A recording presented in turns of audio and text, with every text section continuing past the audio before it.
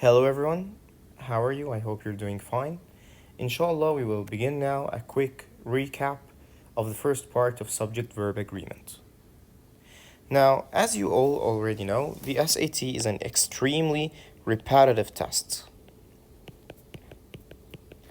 Therefore, it's easy through close observation to identify the patterns by which the questions are presented or asked in the exam. However, I want to make something very clear. While in this quick recap we discuss mainly how the topics are presented in the exam, this doesn't mean that you don't need to understand the basic SAT grammar. In fact, the basic SAT grammar is extremely important, and I really advise you to understand it, or to have a grasp of it at least. However, for now, let's begin our quick recap with the first pattern in subject-verb agreement. So, there are several known patterns when it comes to subject-verb agreements in the SAT, and the most common is the use of a prepositional phrase. Now, if you don't know what a prepositional phrase is, please refer to the link found in the video. However, usually the questions in the SAT examination come in this manner. The subject will be separated from the verb.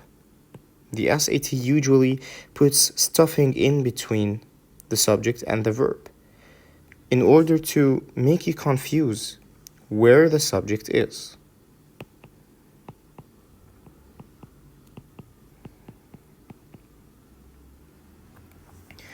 So the most common, we like to call this stuffing.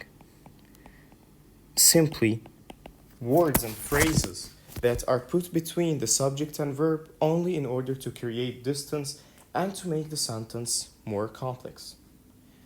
So the first and most commonly known type of patterns in the SAT is a prepositional phrase.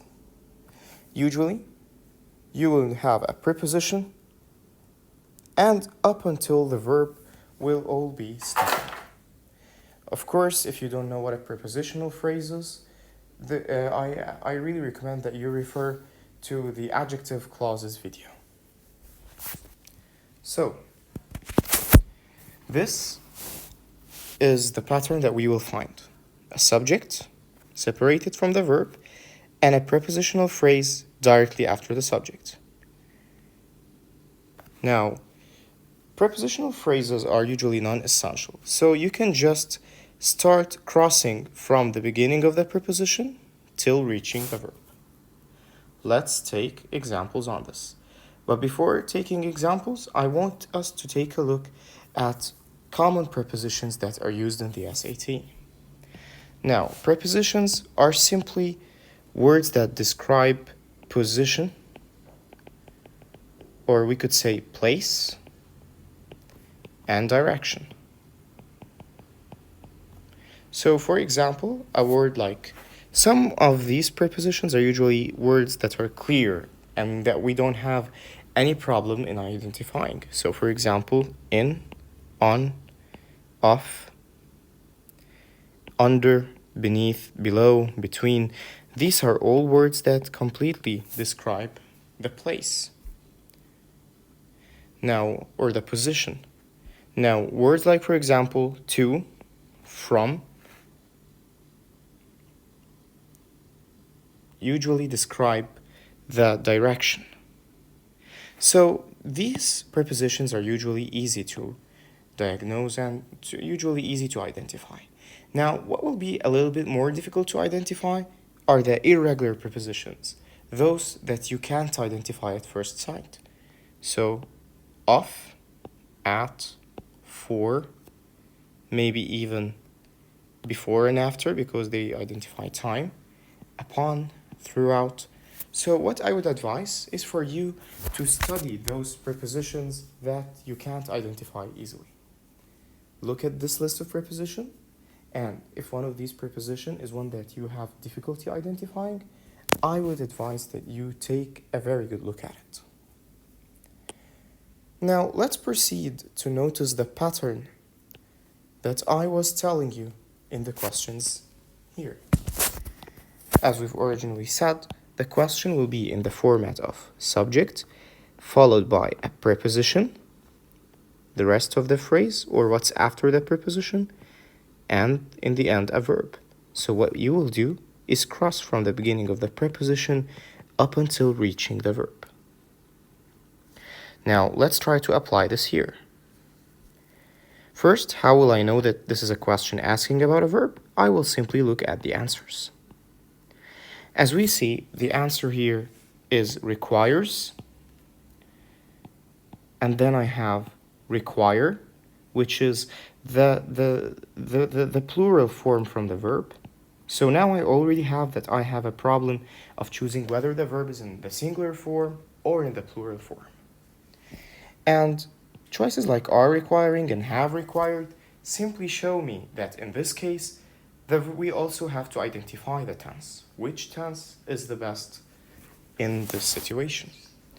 So I've already found my verb. I just have to start reading the sentence and identify my subject and my preposition as examples. So not all research into regional English varieties.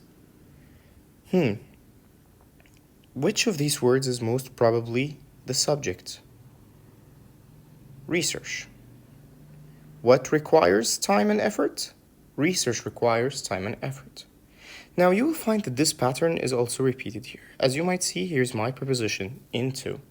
So I've already identified my subject and I've identified my preposition and have I identified the verb. So I can now cross what's in between and try reading the sentence. Research requires. In this case, the answer is simply no change. Now let's solve some examples quickly, since I want this video to be a short summary of this actually. So this sentence, the beginning of this sentence is researchers, but it was found on the previous page.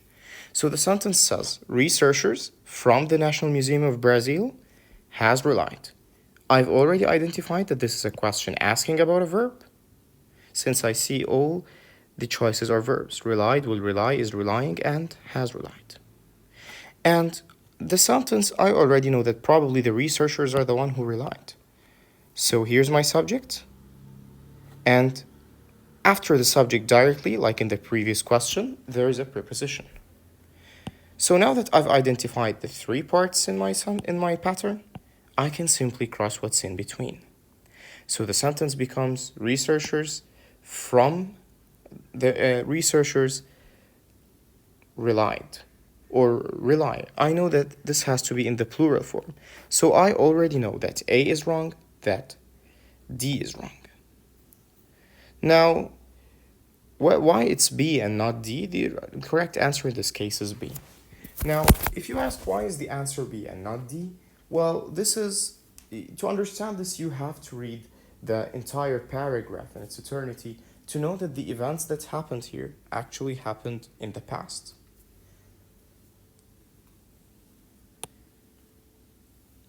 Let's look at another example. And a point that, unfortunately, let's say it when a question that has this point comes. Let's look at this question. The most common forms of professional development provided to employees includes. I've already identified that the question asks about a verb. Now I have to look at the structure of the sentence. So here I have my verb. The most common forms of professional development provided to employers. So when I look here, I can simply see the preposition of. And I see the word forms before it, which is a noun. So let's try crossing this and reading. The most common forms include. This is plural and is probably my subject. And includes here is in the singular form, so I have to change it to the plural form, which is include. So the answer in this case is going to be B. Let's answer one final question. According to such organizations as the U.S. Environmental Protection Agency, the minute amounts of residue falling within such limits have no negative impact on human health. Okay, so we've already said that if we begin the sentence from after the comma, like you already know, comma phrases are usually non-essential. So let's try reading the sentence from after the comma and identify what the verb talks about. The minute amounts of residue falling within such limits have. Here's my verb. The minute amounts. Minute here is an adjective describing the amounts. And I will find that after amounts, I have a preposition. So let's try the same technique. Let's cross this and read. And read to identify whether amounts is my subject here. The minute amounts have no negative impact on human health. The sentence makes complete sense. Therefore, the answer has to be in the plural form since I'm talking about amounts. So the three answers are eliminated and the answer is thus A. This is the first cheat code of subject-verb agreement. Inshallah, the other cheat codes will come soon. I hope that you understood the lesson. See you soon, inshallah.